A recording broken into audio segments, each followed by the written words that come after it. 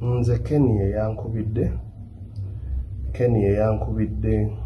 nangamba nti no jangu olabe oba kyekibadde ku Kyaga nti musanze agudde kati muwangu awo nenfata ka boda nengendawo we babadde then nemusanga nga agezaako musitula amufulumya mutwale mu motoka nange awo we natuukidde nembayamba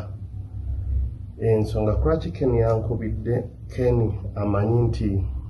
nze ali close ennyo ne Kyaga gwamanyi kuba ndabidde Kenny ebbanga ddene nga Kyaga yamundaga nga nkyasula ne Kyaga nga nsula ne Kyaga by then nga omugenzi Moses tannafa era we twamukutte ne tumutwala mu ddwaliro ewa dokita waawe Makindye ekyabaviiriddeko okuyomba I'm not very sure kuba saabaddeyo ate ne Kyaga nagezaako bimubuuza nga tabibyogerako in details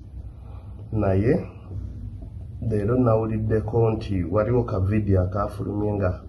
Kyaga akuba Sandra ne mukwano gwe of which ka video sinnakalabako era sobola kikomentingako naye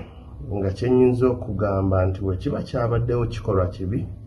kuba munnaye abakazi wano mu Buganda tebakubwa abakazi tebasobya kyenyinza okwogera ate nekyawizo okukola kyeyakoze munnaye ayinza okuba yavudde mu mbeera omanyi buli omu ayina engeri gya reactingamu wabanga avudde mu mbeera reaction yo si yeyange oba si ey'omulala so buli omu aba ayina engeri gya reactingamu so sisobola kumunenya nti kyeyakoze kibi kuba simanyi kikyamusindikiriza kukola ekyo naye nga kyenyinza okwogera nti tubasabire kuba bonna ba Luganda